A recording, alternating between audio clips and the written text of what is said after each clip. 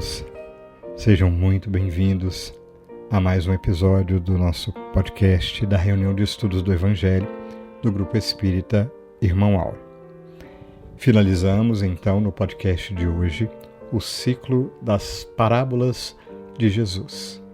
Quem preparou o estudo para nós foi a Alana Márcia, que vai abordar a parábola das 10 virgens, que consta no Evangelho de Mateus, capítulo 25, versículos 1 a 13. Estamos seguindo a sequência do livro Histórias que Jesus Contou, de Clóvis Tavares. E hoje será o nosso último episódio com essa parábola que magistralmente foi abordada pela Alana Márcia. Como sempre, eu não vou dar spoiler, mas ela trouxe várias questões apontadas, inclusive, por Joana de Ângeles, né? Lembrando que a gente está colocando aí a bibliografia complementar, tá? Nas observações, então consulte aí todas as obras. E na semana que vem iniciaremos a continuidade do estudo do Evangelho, tendo por base um livro de Amélia Rodrigues. Fiquem atentos, a gente vai anunciar no podcast da semana que vem. Retomando, a Alana Márcia preparou para a gente esse estudo da parábola das 10 virgens. E mais tarde teremos o nosso podcast que vai estender os assuntos abordados aqui com outro enfoque, com outro aprofundamento e também com a presença do Evaldo, que já vem há algum tempo formando essa dupla dinâmica aí com a Alana Márcia. Não percam, tá? Se por acaso você não puder assistir ao vivo, que é bastante gostoso porque a gente está junto, são feitas perguntas, a gente tem um bate-papo bem aconchegante, mas se não der para você assistir ao vivo e participar conosco, não se preocupe, fica gravado. E, aliás, a gente estende aqui o convite. Participe conosco da forma como conseguir. Se for ao vivo, ótimo, se não, assista depois. Enfim, divulgue os links, entre nas nossas redes sociais, nos ajude como puder a difundir a palavra do bem. Contamos com a sua colaboração. E, ao final, teremos o nosso momento de oração, em que te convidamos a buscar conosco a prece do fundo do coração. Né? Começaremos, como sempre, com uma poesia belíssima de Maria Dolores. Caso você queira julgar necessário, coloque um recipiente com água, ela será fluidificada pelos bons espíritos que jamais nos abandonam. Dito tudo isso, só nos resta repetir com muita alegria o nosso convite semanal. Vamos ouvir?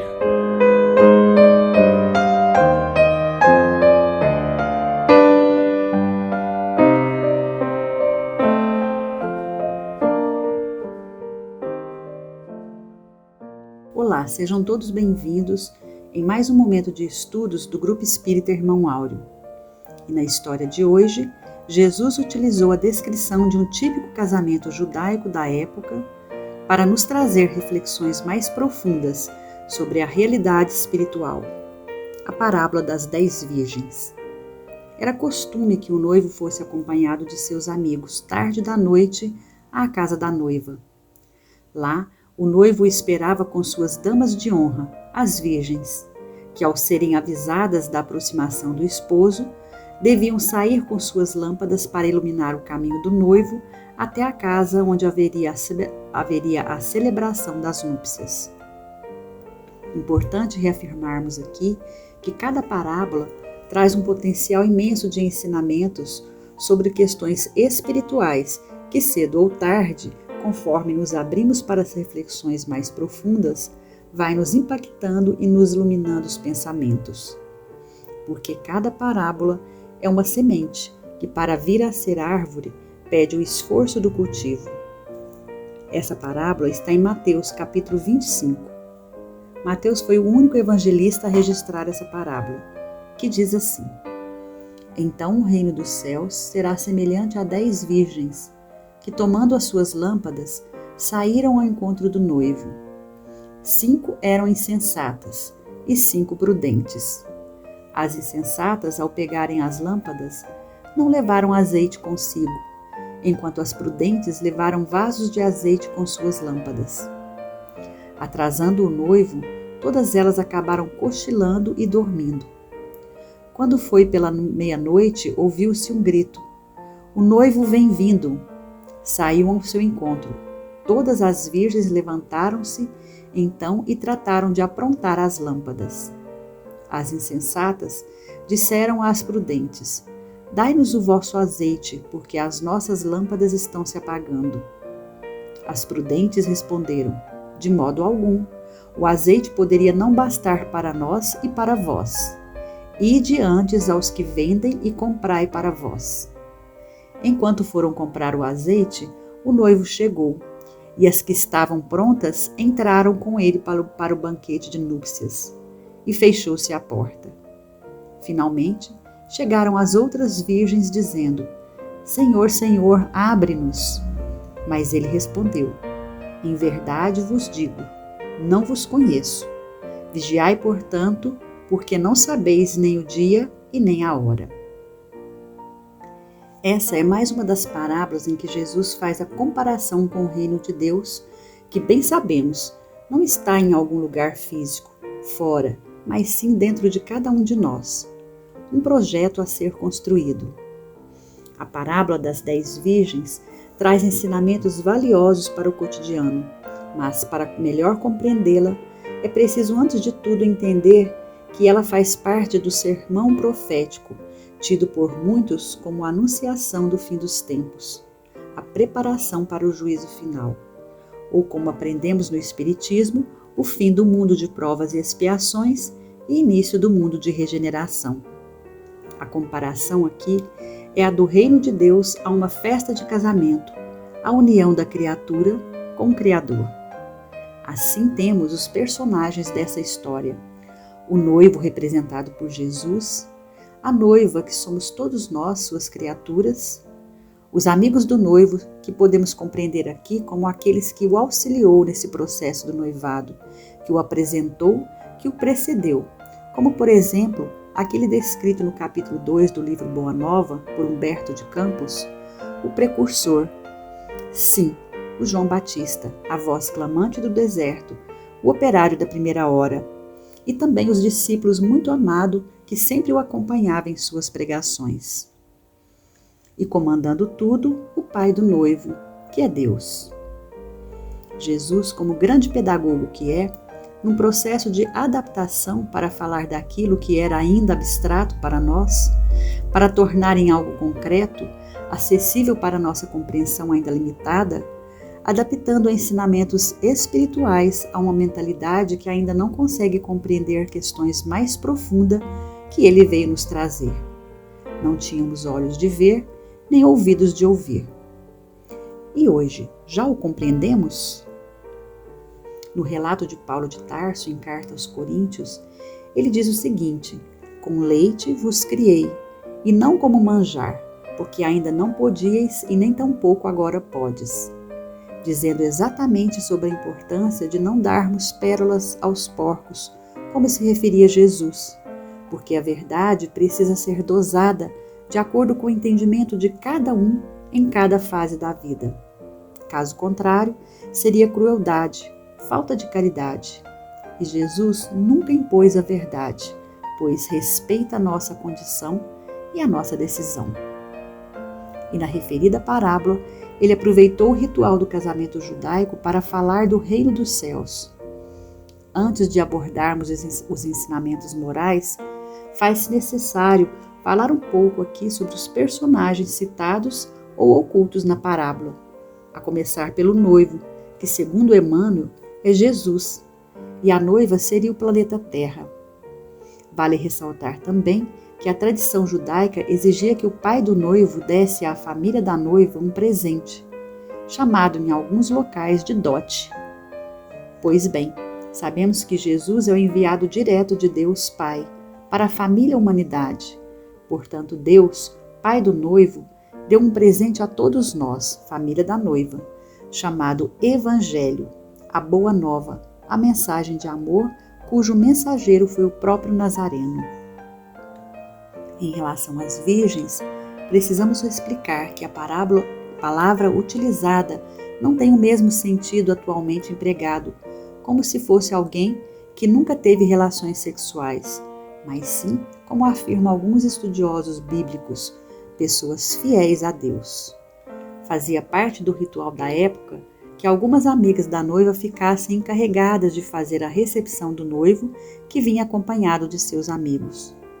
As bodas, festa ou banquete com que se celebram as núpcias, simbolizam cada momento em que o planeta sobe um degrau na escala evolutiva para atingir a condição de mundo celeste, quando será habitado apenas por espíritos puros. Buscamos agora refletir um pouco sobre aspectos morais dessa história, sobre o preparo e a espera. Há na parábola 2 tipos de virgens, 5 insensatas e 5 prudentes. Porém, todas possuíam as suas lâmpadas, mas nem todas possuíam o azeite para acender. Vale ressaltar que todas sabiam da vinda do noivo. Assim sendo, o que faltou foi o bom senso, a prudência, a preparação. Pois quando estamos despreparados e somos pegos de surpresa, o sofrimento é sempre maior. Precisamos, como bem nos diz Emmanuel, do óleo da boa vontade, na renúncia e no sacrifício, e a tua vida em Cristo passará realmente a brilhar. Não há progresso sem trabalho e não há paz sem esforço. Esse aspecto da parábola é muito atual, nesse momento de transição planetária, pois que o Evangelho foi anunciado e vivido por Jesus há mais de 2000 anos, e o Consolador prometido foi enviado há quase 2 séculos. Então, acendamos a nossa candeia, porque já estamos na meia-noite do mundo e são chegados os tempos. Estamos preparados? Fomos prudentes? Temos o azeite? O azeite a que se refere o mestre é apenas um símbolo utilizado para falar da luz espiritual, que só se conquista mediante o conhecimento das verdades espirituais e o devido cumprimento das leis divinas. As 2 asas do progresso, a do conhecimento e a do amor. Joana de Ângeles, em seu livro Autodescobrimento, nos diz que adquirir a consciência plena da finalidade da existência na Terra constitui a meta máxima da luta inteligente do ser. E que o reino de luz é interno, sendo imperioso penetrá-lo, para que as trevas da ignorância não predominem densas e perturbadoras. Quando Jesus diz que as prudentes responderam, de modo algum o azeite poderia não bastar para nós e para vós, ele não está fazendo aqui um discurso egoístico, mas nos ensinando que ninguém consegue transferir virtudes e nem conhecimento ao outro. Não importa o quanto amamos ou somos amados por alguém, o azeite é pessoal, não é partilhável. O progresso é individual. Ninguém evolui para o outro, mas ninguém evolui sem o outro. O isolamento não é uma opção para quem quer progredir. Não podemos dar o nosso azeite, cada um tem que ter o seu azeite, mas podemos mostrar o nosso, auxiliando, orientando, sendo fraternos, caridosos, mas jamais poderemos passar pelas provas que cabe ao outro atravessar. Segundo a nobre mentora Joana de Ângeles, o progresso de cada um, como da coletividade, decorre do estado de alma de quem o elabora. É necessário, portanto, vigiar e trabalhar incessantemente, para que, quando se inaugurar o novo ciclo evolutivo da humanidade, estejamos preparados para o grande banquete. E quando isso ocorrerá? O noivo da parábola chegou à meia-noite, como mandava a tradição judaica. E também neste ponto temos que extrair o fundo moral da simbologia. Há quem diga que meia-noite é o momento em que a escuridão atinge seu ápice. E simbolicamente podemos entender isso como sendo dias difíceis, sombrios, como muito dos que já vivemos ao longo da história. Inclusive quando Jesus nasceu, em que as trevas pareciam dominar a humanidade. E então veio aquele que trazia, assim como o amanhecer de um novo dia, uma nova luz, o renovar das esperanças e o ânimo dos aflitos. Quanto à data exata, ou mesmo o ano em que a Terra subirá um degrau no estágio evolutivo, é impossível saber. E para melhor explicar, é importante verificar o que Jesus disse em 2 momentos no sermão profético. O primeiro, no final da parábola da figueira, em Mateus 24:36, quando ele afirma que, a respeito daquele dia e hora, ninguém sabe, nem os anjos do céu, nem o Filho, mas apenas o Pai. E também no final desta parábola das 10 virgens, quando disse: vigiai, porque não sabeis o dia e nem a hora. Allan Kardec, em A Gênese, quando afirma que aqueles que esperarem ver a transformação se operar por efeitos sobrenaturais e maravilhosos, serão decepcionados. Trata-se de processos cujos marcos não sabemos quando nem exatamente quando ocorrerão. Essa transformação não será sem lutas, como afirmou Leon Denis na sua monumental obra Depois da Morte.